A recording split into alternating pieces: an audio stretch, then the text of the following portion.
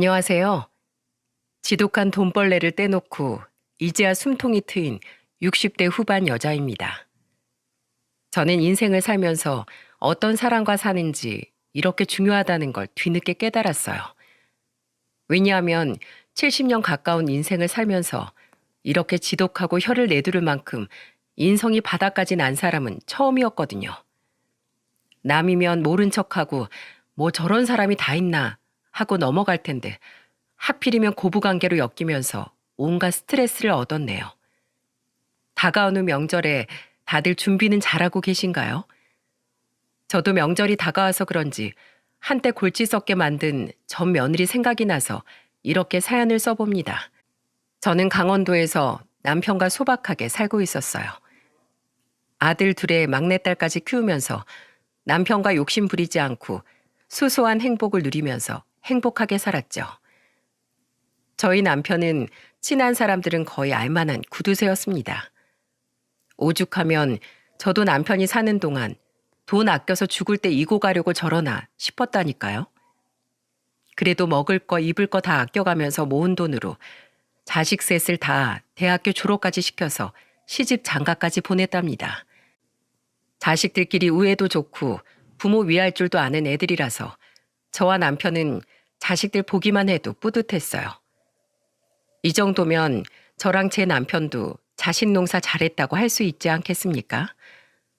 애들이 인성 바르게 잘 자라준 것만으로도 저는 더 바랄 게 없었어요. 저는 제 자식들이 이렇게 좋은 사람으로 잘 컸으니까 분명 좋은 짝을 만날 거라고 믿었습니다. 좋은 사람 곁에는 좋은 사람이 온다는 말도 있지 않습니까? 하지만 큰아들이 뭐에 홀렸는지 정말 제 상식으론 이해할 수 없는 여자를 만났더군요. 자식 중에 가장 먼저 결혼할 사람을 데려왔던 큰아들한테 기대를 많이 했었어요. 다른 병원에서 근무하던 간호사를 동료가 소개시켜줬다고 했습니다. 그때도 처음 집에 왔을 때 싹싹한 예비 며느리를 보면서 사람 참 괜찮다는 생각까지 들었다니까요. 삼남매 다 타지로 보내놓고 적적했는데 오랜만에 집안에 웃음꽃이 가득 폈었네요.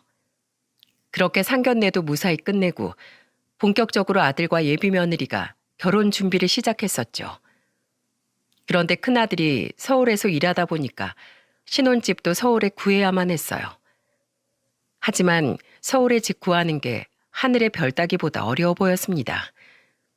그랬더니 남편이 저한테 진지한 목소리로 묻더군요. 여보, 명호 서울에 신혼집 구할 때 한 3억 정도만 도와주는 거 어때? 당신이 웬일이야? 난 죽을 때 다 이고 가려고 그렇게 모아놓은 줄 알았더니 아니었어? 뭘 또 죽을 때 이고 가? 다 자식들 필요할 때 도와주려고 하는 거지. 남편이 워낙 구두쇠라서 먼저 저런 이야기를 꺼낼 거라고 생각도 못했는데 조금 의외였어요. 그래도 부모 마음 다 똑같은 거 아니겠습니까? 내가 좀 참고 아꼈다가 자식들 필요할 때 손 내밀고 싶은 게 부모 마음인 거죠. 그래서 남편은 큰아들한테 3억을 선뜻 내줬습니다. 그러자 큰아들은 큰돈을 보내준 게 너무 뜻밖이라서 저한테 전화까지 하더니 놀란 목소리로 말하더군요. 아버지가 3억이나 보내주셨어요. 이거 너무 큰 돈인데 너무 감사해요. 그리고 죄송해요. 제가 나중에 꼭 갚을게요. 갚긴 뭘 갚어. 네 아버지가 갚으라고 주셨겠어? 우리 아들 결혼하는데 이 정도는 도와줘야지. 너희들 잘 살면 그걸로 됐어. 너도 자식 낳아봐. 부모 마음이 다 그런 거야. 정말 감사해요. 제가 나중에 꼭 갚을게요. 전 정말 아버지가 이렇게 큰돈 보태주실 줄 몰랐어요. 그래, 네 마음 편한 대로 해라. 큰아들은 처음에 남편이 돈 좀 보태주겠다고 했을 때도 3억이나 해줄 거라고 생각도 못했던 것 같았어요. 아마 큰아들이 당황할 수밖에 없던 이유는 같이 사는 동안 봐온 남편 모습 때문이었던 것 같습니다. 남편은 자식들 키우면서 정말 10원짜리 한 장도 그냥 쓰는 사람이 아니었어요. 애들이 학교 다닐 때도 용돈 한 번 받는 게 정말 힘들었거든요. 한 번은 막내딸이 학원에 다니면서 성적이 떨어졌던 적이 있었는데 그때 남편이 딸을 앉혀놓고 다그치듯 혼을 내며 말했어요. 네가 학원 다니고 싶다고 해서 보내줬더니 왜 성적이 떨어진 거야? 너 학원에 공부하러 가는 거야? 아니면 친구 만나러 가는 거야? 공부하러 간 건데 이번에 시험이 어려웠어요. 너 가르친다고 한 달에 학원비에 교재가까지 얼마나 들어가는지 알아? 다음 시험에 또 떨어지면 그땐 학원 끊을 거야? 네, 열심히 할게요. 그 당시 막내딸이 친구들 다 학원에 다니니까 휩쓸려서 같이 다녔던 적이 있었어요. 공부 열심히 하겠다고 애원까지 하길래 보내놨더니 성적이 떨어지니까 남편이 딸한테 한 소리 했던 거죠. 그만큼 본인이 자식한테 돈을 아끼는 사람은 아니었지만 자식들이 도움이 되는 방향으로만 금전적인 도움을 주려고 했어요. 그런 남편을 잘 알고 있긴 했지만 선뜻 큰아들 신혼집 구하는 돈까지 도와줄 거라고 생각도 못했습니다. 심지어 3억이라는 큰 돈을 도와준 남편은 그저 아들이 잘 살기를 바랬던 거예요. 그때 큰아들과 며느리가 서울에 집을 구하고 저희를 초대까지 했었어요. 며느리가 신혼집이 마음에 들었는지 입이 귀에 걸린 표정으로 말을 하더군요. 어머님, 아버님, 저희 도와주셔서 정말 감사드려요. 이 집 너무 마음에 들어요. 잔뜩 신이 난 표정을 보니까 저도 참 뿌듯했어요. 그런데 옆에 있던 남편이 미안한 목소리로 말했습니다. 고맙긴 뭘. 내가 전부 다 도와주지 못해서 미안하지. 아니에요. 3억이 얼마나 큰 돈인데요. 저희 정말 충분해요. 남편은 전부 도와주지 못해서 미안하다고 했지만 며느리는 고개를 흔들면서 괜찮다고 말했습니다. 그 당시 집이 5억 정도 하는 집이었는데 저희 부부가 3억을 도와주니까 대출을 크게 받지 않아서 다행이긴 했어요. 그래서 저는 남편을 대신해서 며느리한테 말했습니다. 그 3억 우리가 평생 모은 돈이야. 그러니까 잘 살아. 알겠지? 그거 하나 바라고 도와준 거니까 서로 배려하면서 잘 살아야 한다. 네, 어머님, 아버님, 저희 열심히 살겠습니다. 그때 저희를 보면서 고맙다고 하던 며느리 표정이 지금도 눈앞에 선합니다. 어찌나 고마워했으면 남편과 제가 더 못해준 게 미안했을 정도였겠어요. 하지만 이때부터 며느리는 싹이 훤했다는 걸 저희 부부는 몰랐습니다. 사람은 잠깐 겪으면 정말 그 속을 알 수 없더군요. 저희 부부가 처음 며느리의 실체를 알게 된 건 큰아들이 결혼하고 3년 뒤부터였습니다. 3년 만에 큰며느리가 첫 손자를 낳았는데 남편하고 같이 손자를 보러 서울로 갔었어요. 요즘은 며느리들이 손주를 낳으면 수고했다고 용돈을 준다고 하길래 저와 남편도 며느리 줄 용돈을 챙겨갔죠. 산후조리원을 나온 며느리가 집에서 아들과 같이 손주를 보고 있었어요. 아무래도 집안의 첫 손주다 보니까 남편이 가장 기뻐했습니다. 손주를 보자마자 남편은 품에 안아보면서 말했어요. 아이고, 우리 손자. 누굴 닮아서 이렇게 인물이 훤할꼬. 어려서부터 아주 눈, 코, 입이 훤하네. 우리 아들 닮았나? 아니면 우리 며느리를 닮았나? 남편은 손주를 안아보고 기쁜지 손자를 이리저리 살펴보더군요. 정말 눈에 넣어도 안 아플 친손자 모습에 저까지 흐뭇했어요. 그런데 갑자기 며느리가 산통을 깨는 소리를 한마디 던지는 겁니다. 아버님, 당연히 저 닮았죠. 솔직히 남편 이목구비가 봐줄 만한 이목구비는 아니잖아요. 얼굴은 그래도 제가 더 봐줄만 하잖아요. 남편 친구들도 다 제가 아깝다고 한다니까요. 며느리의 말에 저는 입이 딱 벌어졌어요. 며느리가 이쁘장한 얼굴이긴 했는데 이렇게 시부모 앞에 두고 노골적으로 말할 거라고 상상도 못했습니다. 그리고 제 아들이라서 하는 소리가 아니라 큰아들이 못 봐줄 정도로 못생긴 얼굴도 아니었어요. 꼭 꽃미남이어야 잘생긴 겁니까? 제 아들도 충분히 호감상 얼굴인데 며느리가 말을 저렇게 하니까 괜히 기분이 언짢았어요. 그래도 이제 막 산후조리원 나온 며느리한테 뭐라 할 수 없으니까 그냥 그러려니 넘겼죠. 그때 어색해진 분위기를 풀어보려고 남편이 며느리한테 봉투를 건네면서 말했습니다. 자, 애 낳느라 고생했을 텐데 이거 받아라. 아버님, 설마 저 용돈 주시는 거예요? 그래, 수고 많았다. 출산하는 게 보통 일이 아닌데 수고 많이 했다. 정말 감사합니다. 며느리는 봉투를 받자마자 열어서 얼마인지 확인을 해보려고 했어요. 그런 며느리 행동을 보고 저는 당황스러웠죠. 보통 어른이 봉투 내밀면 나중에 몰래 확인하지 않습니까? 그런데 며느리는 봉투를 받자마자 대놓고 얼마인지 손가락으로 숫자까지 세더군요.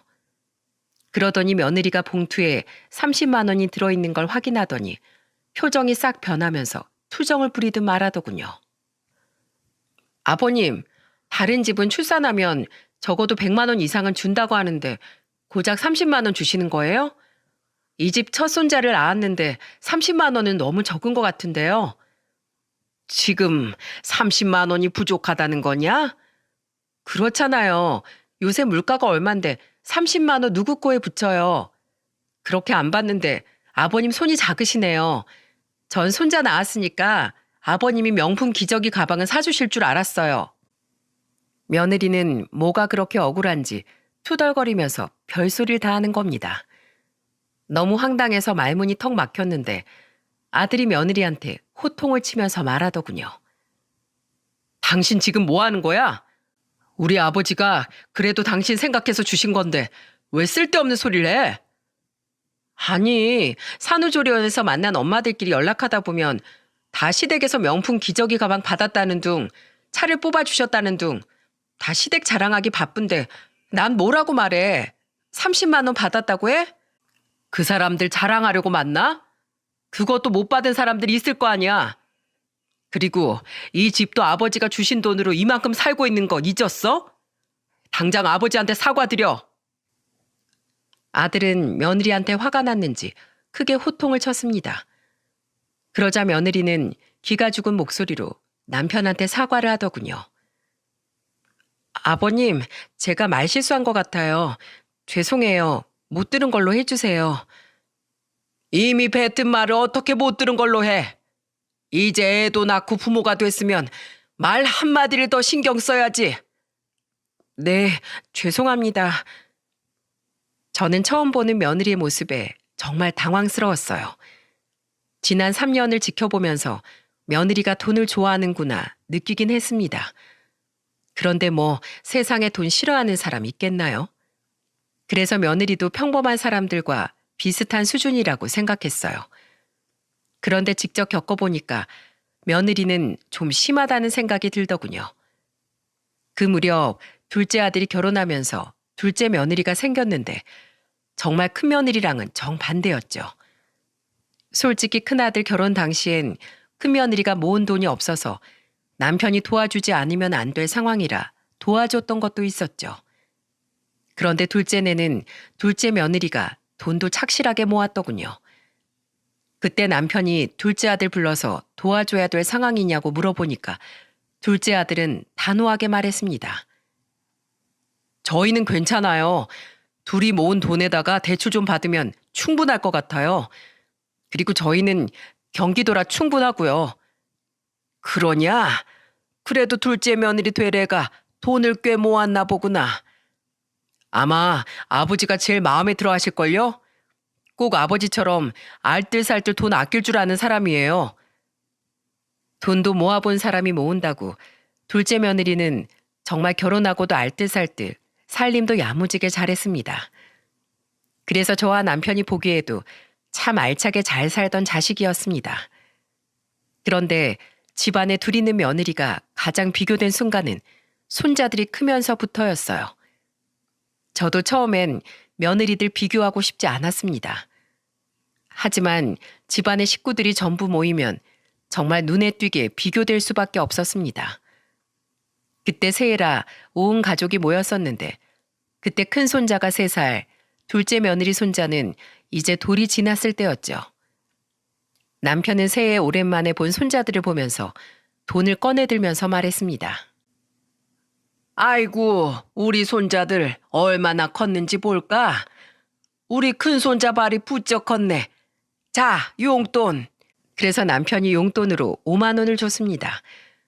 그리고 둘째 손자를 보면서 남편은 신난 목소리로 말했습니다. 아이고, 우리 애기는 언제 클고. 자, 이거 잘 가지고 있다가 더 크면 깎아 사 먹어라. 이제 겨우 돌이 지나서 걸음마도 겨우 시작하는 둘째 손자한테 5만 원을 주면서 말했어요. 온 가족이 흐뭇하게 웃으면서 아이들을 보는 순간 갑자기 큰며느리가 산통을 깨면서 소리쳤습니다. 아버님, 왜 애들 용돈을 똑같이 주세요? 손자들 똑같이 용돈 주는 게 왜? 뭐가 문제 있니? 우리 아들이 2살이나 더 많은데 당연히 장남 손자한테 5만 원 더 주셔야죠. 이렇게 똑같이 주실 거면 왜 용돈을 주세요? 당연히 차별되게 주셔야죠. 둘 다 내 손주들인데 왜 차별을 해? 너야말로 그 생각부터 고쳐.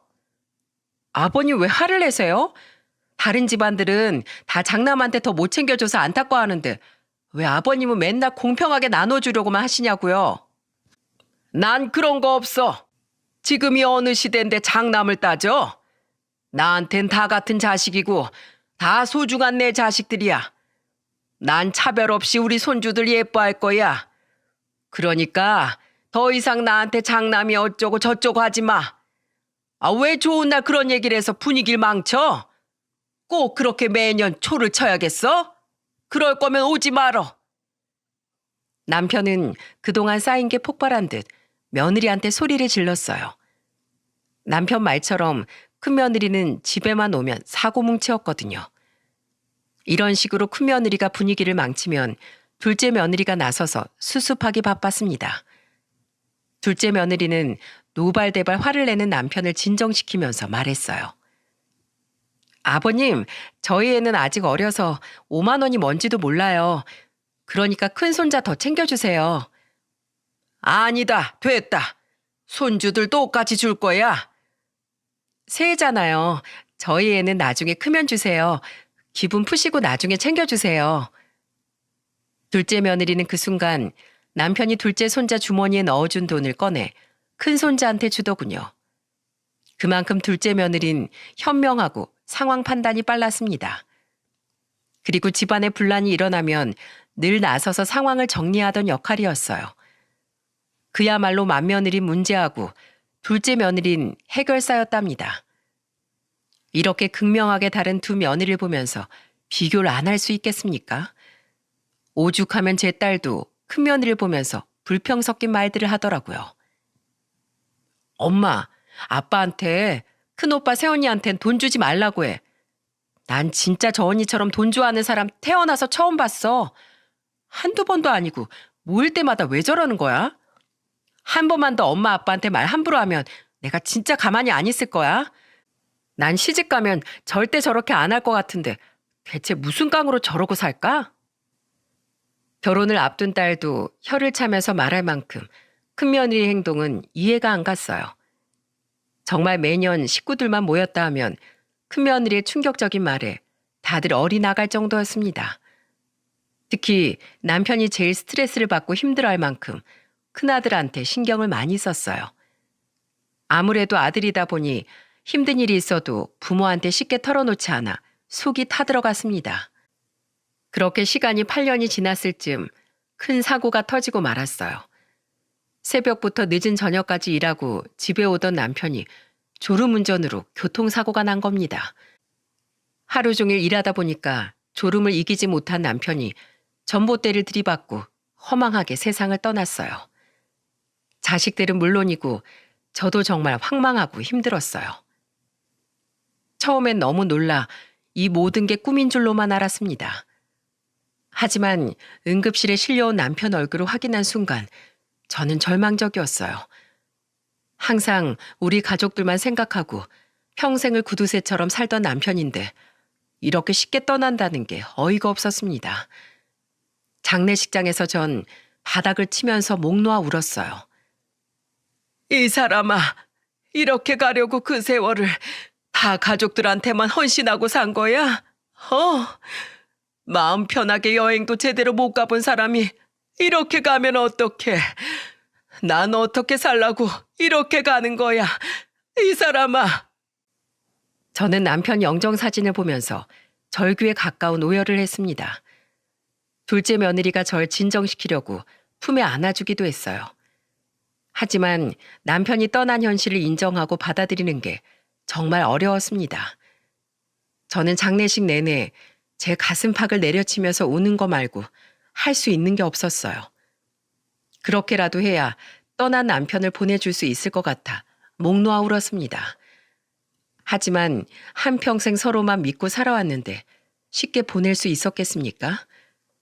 장례가 끝나고 집에 왔는데 곳곳에 남겨진 남편 흔적을 보면서 정말 믿기지 않았어요. 심지어 3남매 모두 결혼하고 난 뒤라서 정말 저 혼자 남게 된 거예요. 온 가족이 살아온 강원도 집에서 이제는 혼자 남은 생을 보내야 한다는 게 절망스러웠습니다. 시간이 지날수록 남편이 잊혀지는 게 아니라 빈자리가 더 크게 느껴졌어요. 그리고 점점 혼자 있는 게 두렵고 무서웠습니다. 심지어 자다 보면 꿈에 남편이 나타나기도 했어요. 꿈에 나타난 남편은 사고 당일 출근하는 모습으로 나왔죠. 저는 사고가 나던 날 입었던 옷을 그대로 입은 채 꿈에 나온 남편을 붙들고 애원하면서 말했습니다. 여보, 지금 출근하면 당신 죽어. 오늘은 출근하지 마. 가지 마. 가지 말라고. 남편은 마치 현실처럼 꿈속에 나타나 출근 준비를 하고 있었어요. 저는 그런 남편을 붙들고 가지 말라고 애원하다가 눈물을 흘리면서 꿈에서 깨기도 했습니다. 그때는 차라리 남편을 따라 가고 싶을 정도로 괴로움과 우울증에 빠져 있었습니다. 결국 정신적 스트레스로 병까지 생긴 전 강원도 읍내에 있는 병원에 입원을 하게 됐어요. 큰아들이 제 소식을 듣고 놀라서 찾아왔더군요. 엄마, 괜찮아요? 살은 또 왜 이렇게 빠지신 거예요? 괜찮어. 바쁜데 뭐하러 왔어? 뭐하러 오긴요. 방금 의사 얘기 들어보니까 밥도 못 드신다면서요.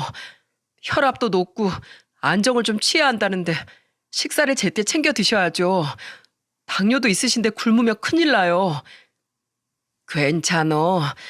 엄마 조금 자고 일어나면 된다. 엄마, 이는 또 왜 그러세요? 어디 불편하신 거예요? 네 아버지 그렇게 가고 내가 너무 신경을 많이 썼는지 관리를 못했어. 제가 치과 가서 치료 받으라고 했잖아요. 치아가 그렇게 아픈데 음식은 어떻게 드시려고요? 퇴원하면 서울로 가서 제대로 좀 검사도 받아봐요. 그리고 당분간 저희 집에서 같이 지내요. 엄마 이렇게 계시는 거 보고 제가 어떻게 그냥 가요? 오로지 제 걱정뿐인 큰아들을 보면서 저도 모르게 울컥했어요. 그동안 혼자 있다는 두려움과 외로움에 심적으로 많이 힘들었거든요. 그래서 큰아들 손을 잡고 울면서 말했습니다. 네 아버지 있을 때 몰랐는데 너희들 빈자리가 크구나. 세상에 혼자 남겨진 기분이 너무 무서웠어. 이렇게 힘들 줄 몰랐다. 그 집에서 너희들이랑 네 아버지랑 얼마나 오래 살았는지 다 알잖아. 엄마, 안 되겠어요. 퇴원하고 바로 서울로 같이 올라가요. 지금 혼자 계시면 병만 더 키울 것 같아요. 큰아들은 제가 걱정됐는지 같이 서울로 가자고 말하더군요. 그리고 아들이 의사와 상담을 하고 바로 퇴원 수속을 한 뒤에 서울로 올라가게 됐습니다. 그런데 그때 아들과 같이 서울로 가니까 며느리가 절 보자마자 귀신을 본 것처럼 말하더군요. 여보, 뭐야? 뭐긴 뭐야? 당신 왜 전화 안 받아? 내가 몇 통이나 했는 줄 알아? 나 자고 있었지. 근데 어머님은 왜 여기 계셔? 그리고 저 집은 뭐야? 우리 엄마 당분간 여기서 지낼 거야. 뭐라고? 나한테 한마디 상의도 없이 뭐 하는 거야? 저는 대놓고 싫은 티를 내면서 인상까지 쓰는 며느리를 보고 당황스러웠어요. 전화를 못 받은 며느리가 당황스러울 순 있다고 생각했지만 이렇게까지 싫어하는 티를 대놓고 낼 줄은 몰랐습니다.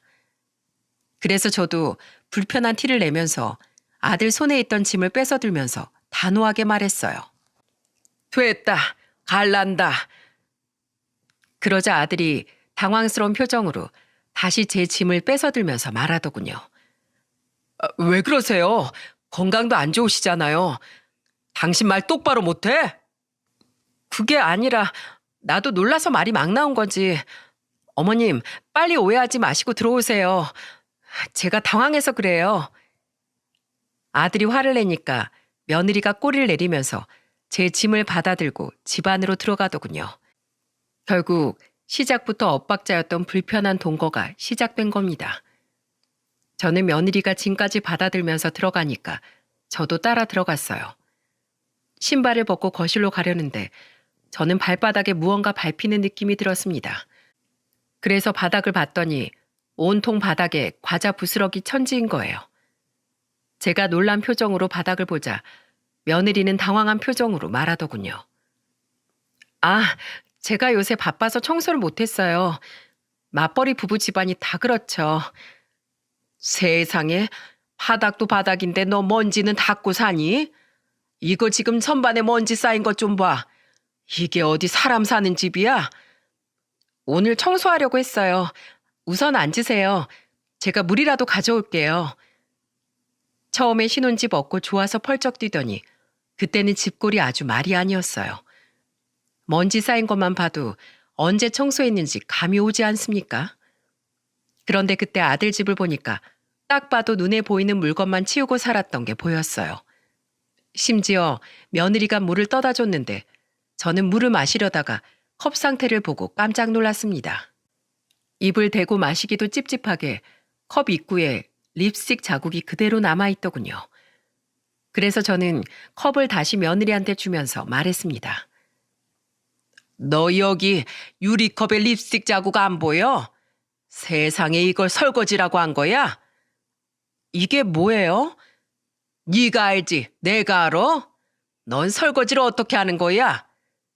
그냥 물 잠깐 마신 거니까 한번 헹궈서 올려둔 건데 립스틱 자국이 남을 줄 몰랐어요.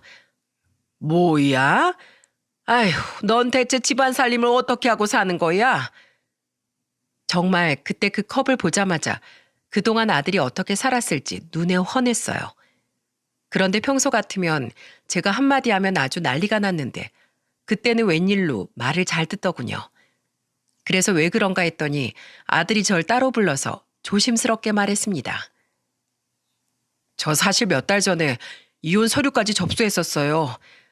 아내가 다시 잘해보겠다고 해서 지금 살고는 있는데 당분간은 좀 지켜봐 주세요. 뭐야? 이혼은 또 무슨 소리야?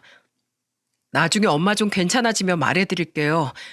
지금은 그냥 엄마도 쉬시면서 저 사람 잘 지켜봐 주세요.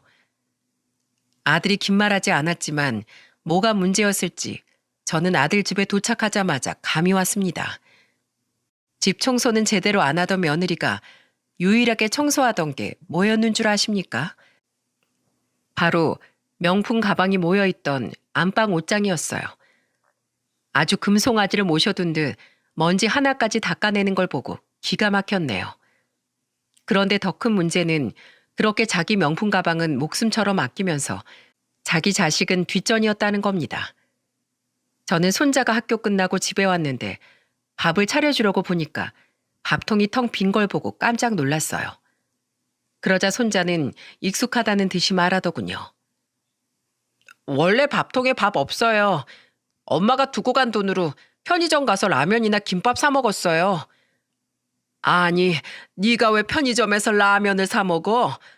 기다려봐. 헬미가 밥 해줄게. 저는 손자한테 맛있는 한 끼를 해주려고 냉장고를 열었는데 정말 가관이었습니다. 대체 뭘 먹고 사는 건지 냉장고에 김치밖에 없는 겁니다. 그래서 저는 밥을 새로 해서 손자한테 김치볶음밥을 해줬어요. 제가 밥을 해주자 허겁지겁 먹는 모습을 보고 괜히 짠하더라고요. 멀쩡하게 부모 다 있는 손자가 왜 이러고 사는지 마음이 참 안 좋더군요. 그래도 저는 며느리한테 이게 뭐냐고 잔소리하지 않으려고 했어요. 맞벌이 부부니까 힘들어서 그럴 수 있다고 생각하려고 했죠. 하지만 그날 저녁 술에 잔뜩 취해서 들어온 며느리를 보고 잔소리를 안 할 수가 없었어요. 시청자 여러분들은 어린 손자는 잘 먹지도 못하고 있는데 술에 취해서 들어오는 며느리를 가만 보고 있을 수 있으셨겠습니까? 저는 참을 수가 없어서 며느리를 보자마자 소리쳤어요. 너 지금 뭐 하는 거야? 어디서 술을 잔뜩 마시고 들어와? 네 새낀 굶거나 말거나 상관도 없다는 거냐? 요즘 초등학교 입학하면 다 알아서 해요. 초등학교 들어갔으면 다 큰 거죠. 뭐? 네가 그러고도 엄마야? 어딜 술에 취해서 술주정이야? 제가 제 돈으로 술 먹겠다는데 왜 어머님이 잔소리세요? 정말 지금까지도 생각날 만큼 며느리의 아나무인 태도에 저는 어이가 없었습니다. 그때 야근하고 퇴근하고 온 아들이 며느리를 보고 놀라서 소리쳤어요. 또 술 마셨어? 내가 우리 엄마 있을 때만 참으라고 부탁했잖아. 그걸 못 참아서 또 마신 거야? 내가 왜 참아? 내 집인데. 입 다물고 제발 들어가. 엄마 죄송해요. 제가 이 사람 정리할 테니까 먼저 주무세요. 내일 병원 가셔야죠.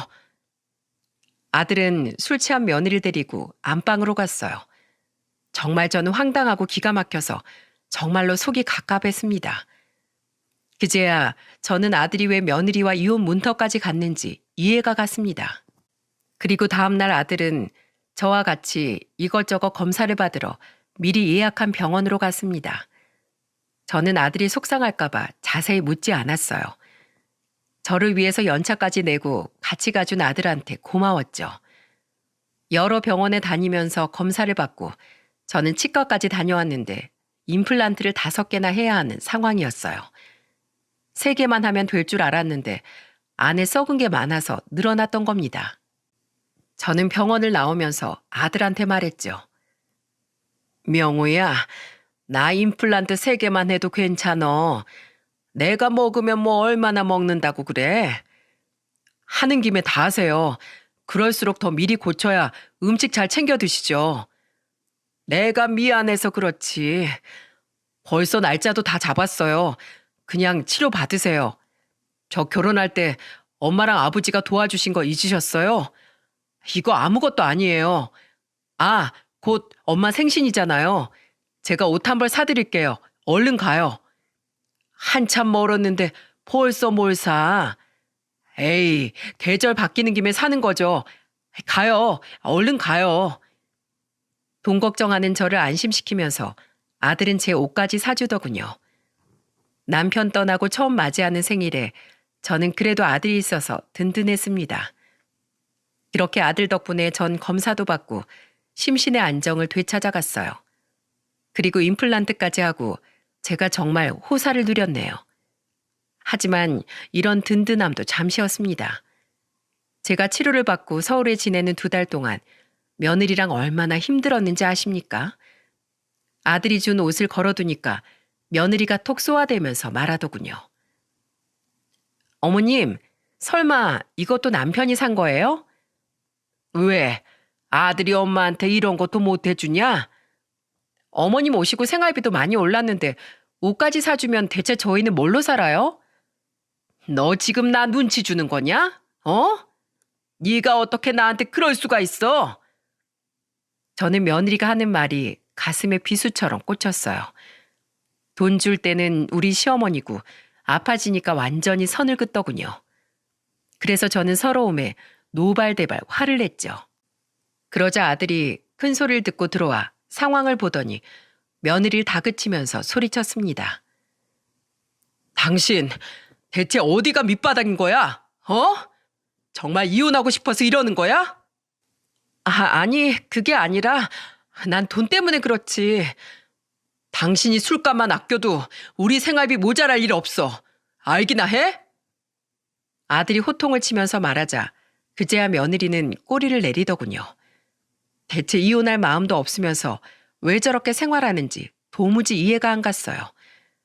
그런데 정말 언제 터질지 모르던 화상 같은 사이가 터지고만 사건이 있었습니다.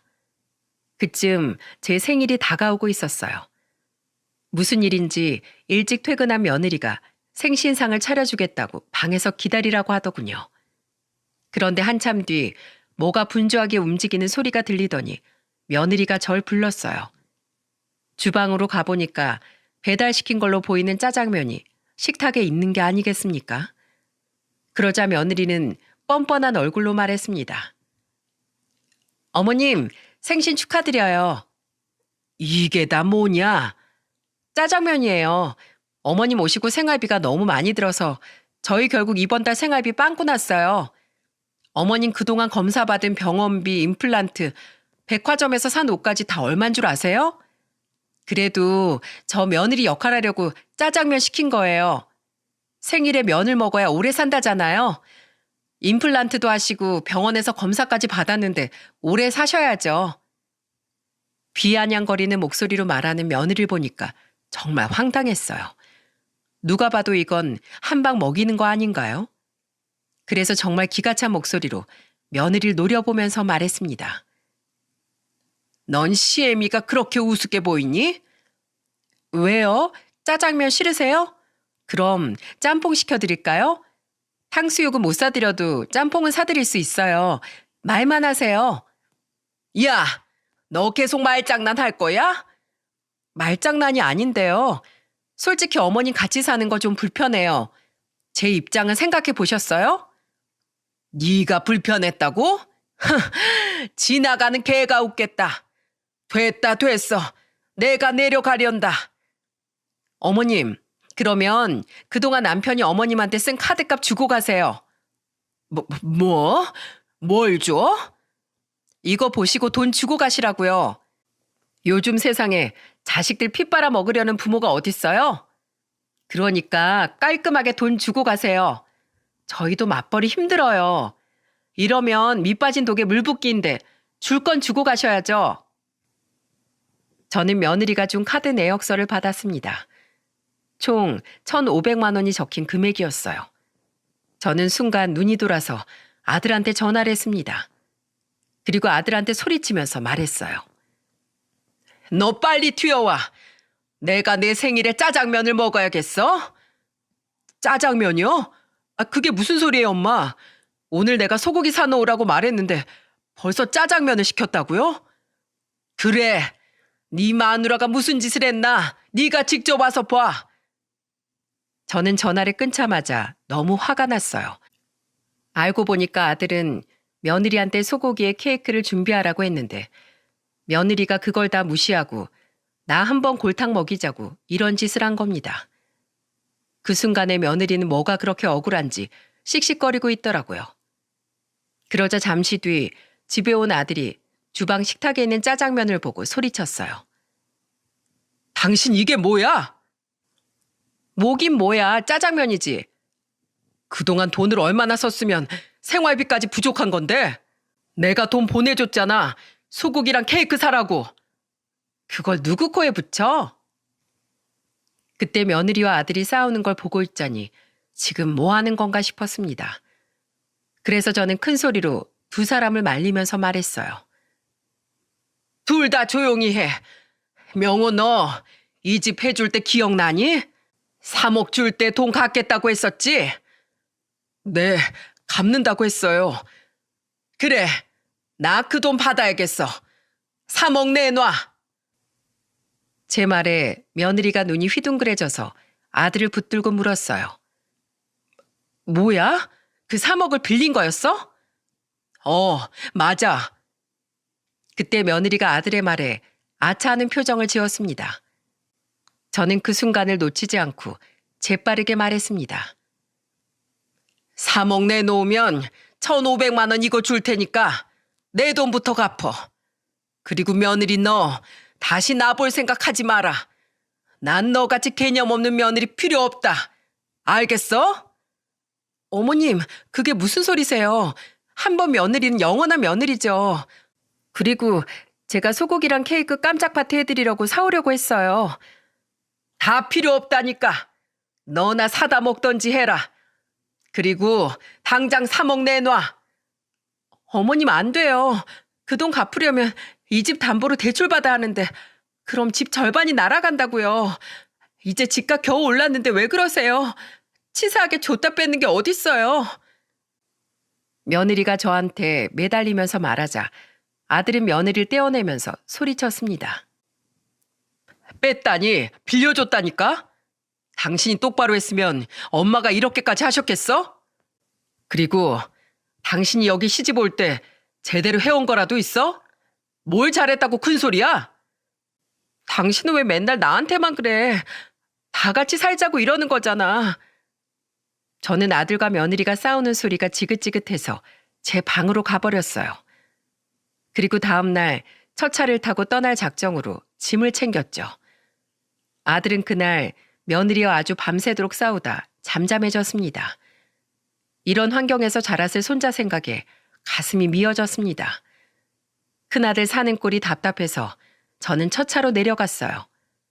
그리고 내려가는 길에 아들한테 문자를 남겼습니다. 어제 화가 나서 홧김에 한 소리야. 그 돈 주지 마. 그런데 문자를 보내자 아들한테서 바로 전화가 오더군요. 엄마, 내려가신 거예요?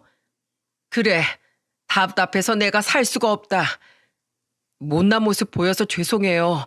내려가서 쉬고 계세요. 제가 그 돈은 꼭 드릴게요. 됐어. 필요 없다. 다 생각이 있어요. 그러니까 잠시 기다려주세요.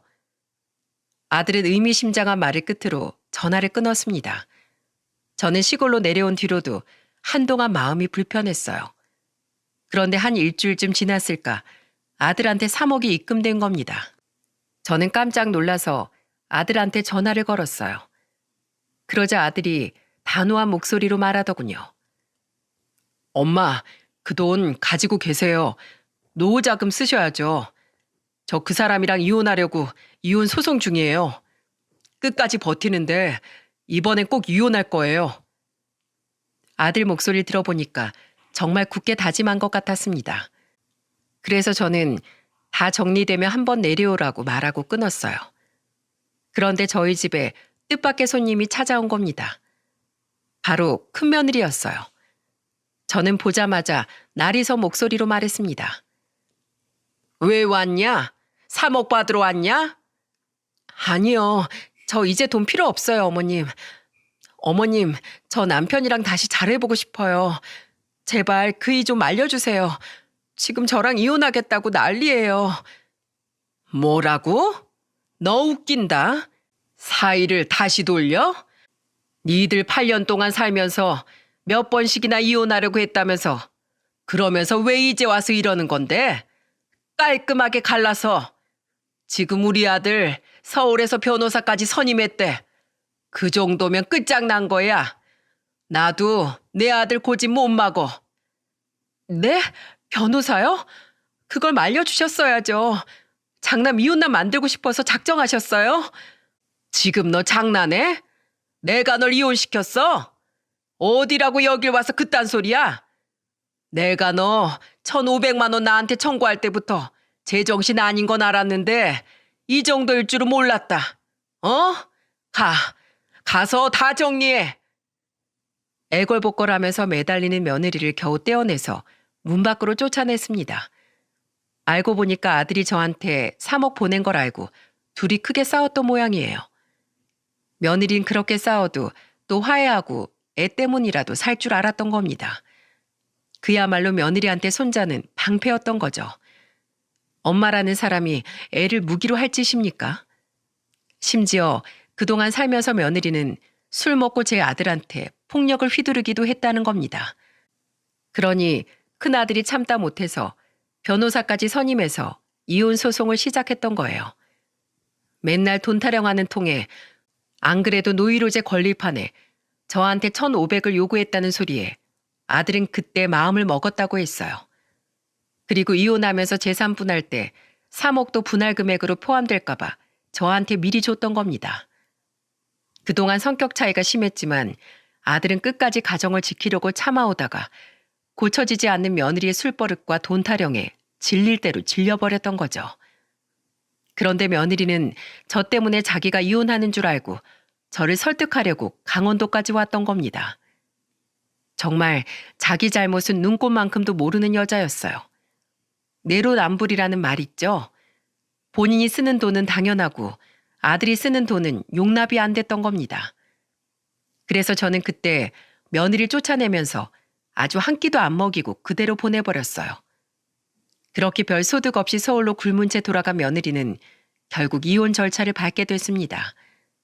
그런데 불똥이 저한테 튀면서 며느리가 저한테 전화해서 애원을 하는 거예요.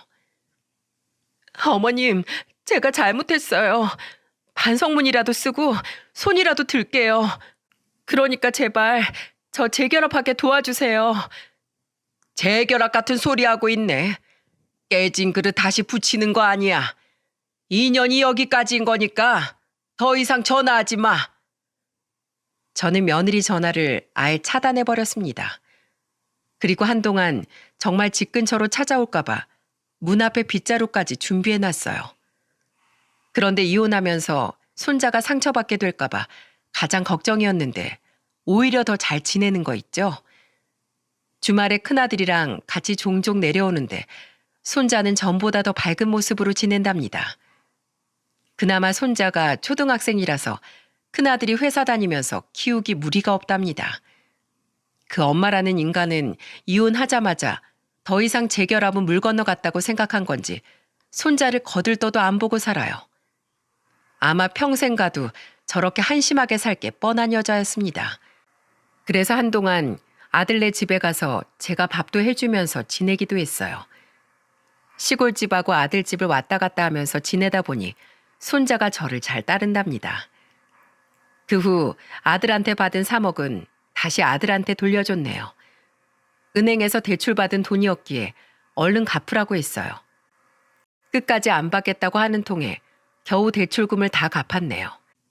돈이야 있다가도 없고 없다가도 있는 게 돈 아니겠습니까? 3억이라는 큰 돈이 중요했던 게 아니라 두 사람 간의 의리가 중요하다고 생각했어요. 시간이 지나면 결국 부부 사이에는 돈보다 의리와 신뢰가 남는 거잖아요. 그런데 그런 작은 신뢰는 은행에 넣어둔 돈에 이자가 조금씩 붙듯이 평소 일상에서 쌓아가는 건데 큰아들 부부는 그렇지 못했던 것 같습니다. 결국 부부 사이에 가장 중요한 건 돈이 아니라 신뢰예요. 그동안 며느리가 큰아들과 잘 지냈다면 돈 앞에서 무너질 일은 없었다고 생각해요. 사람 나고 돈 났지 돈 나고 사람 난 것도 아닌데 돈에 지배받는 생활은 위험하다는 걸 이번에 깨달았네요. 없으면 없는 대로, 있으면 또 있는 대로 행복을 찾아갔으면 좋겠습니다. 이번 추석 때 온 가족이 다 모일 텐데 오랜만에 보는 만큼 돈 얘기 말고 사람 사는 이야기를 더 많이 나누면 좋겠네요. 연봉이 얼마니, 나이가 몇 살이니 같은 숫자 이야기는 빼고 우리 그동안 어떻게 지냈는지 안부 물으면서 즐거운 연휴를 보내는 건 어떨까요? 제가 사연을 보낸 것도 돈의 노예가 되면 파국이라는 걸 꼭 알려드리고 싶었네요. 이걸 계기로 큰아들과 저희 손자가 한층 더 성장했길 바라면서 여러분들의 많은 응원 부탁드릴게요. 감사합니다.